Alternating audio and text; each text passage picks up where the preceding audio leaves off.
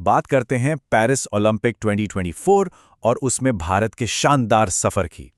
ये कहानी सिर्फ मेडल जीतने की नहीं है, ये कहानी है 1 अरब से ज़्यादा उम्मीदों की, ज़बरदस्त मेहनत की और उस गर्व की जो हर भारतीय ने महसूस किया। पेरिस 2024 मतलब दुनिया का सबसे बड़ा स्पोर्ट्स का मेला, और इसी मंच पर भारत ने अपने खेल के सफर में एक नया यादगार पन्ना जोड़ा। पूरे देश की निगाहें हमारे बेहतरीन एथलीट्स पर टिकी थीं। तो भारत की तरफ से कौन था? 117 एथलीट्स का एक मजबूत दल। हर एक एथलीट 1 अरब से ज्यादा लोगों की आशाओं का प्रतीक बनकर वहां पहुंचा था। और ये 117 एथलीट्स एक दो नहीं बल्कि पूरे 16 अलग अलग खेलों में उतरे।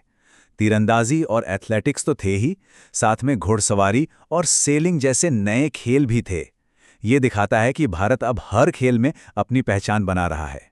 देखिए, ये सिर्फ एक मुकाबला नहीं था, ये एक सपना था, पूरे देश का सपना, दुनिया के सबसे बड़े मंच पर तिरंगे को लहराते देखने का सपना। और इस सपने को हकीकत में बदला हमारे 6 मेडल्स ने। हर मेडल के पीछे है एक अलग कहानी, एक अलग संघर्ष और एक अलग जीत। चलिए एक एक कर इन कहानियों को जानते हैं। और मेडल का खाता किसने खोला?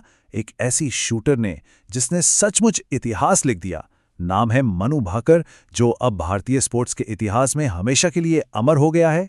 मनु भाकर ने एक नहीं बल्कि 2-2 ब्रॉन्ज मेडल अपने नाम किए।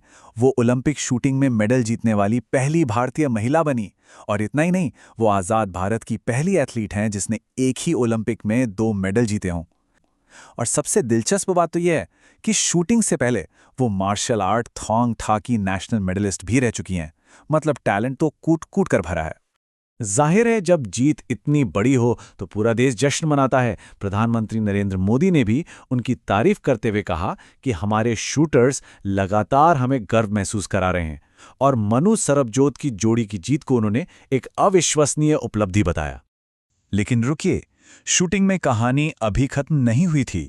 पेरिस में भारतीय शूटर्स का दबदबा कायम रहा और एक और मेडल भारत की झोली में आया।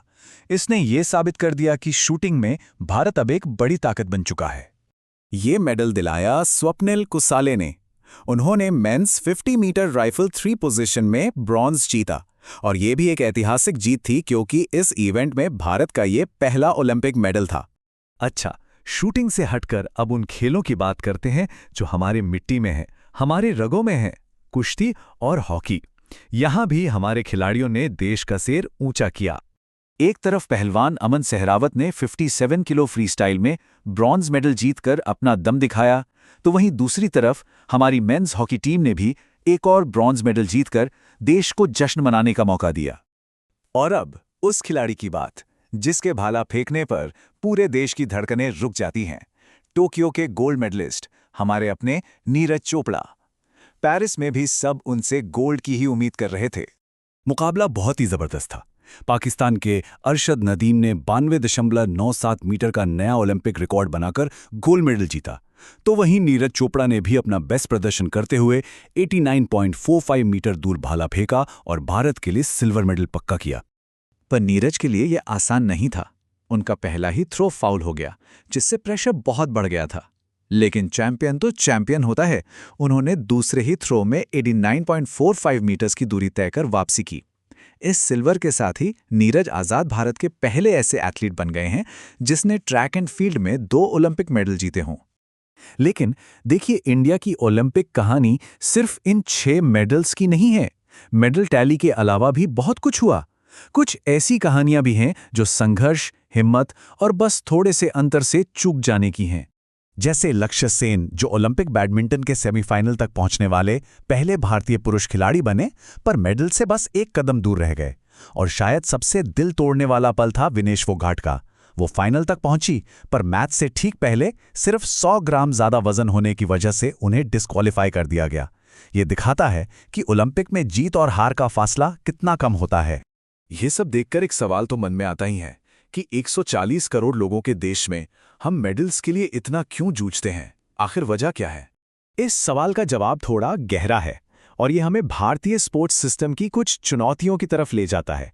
ये गौरव तक पहुंचने की एक मुश्किल चढ़ाई है। सबसे पहली और शायद सबसे बड़ी वजह, पैसा। ये चार्ट देखिए। यकीन करना मुश्किल है, पर हमारे देश में स्पोर्ट्स की कुल फंडिंग का 87% हिस्सा सिर्फ क्रिकेट को जाता है और बाकी सभी ओलंपिक खेलों के हिस्से में आता है सिर्फ 13%।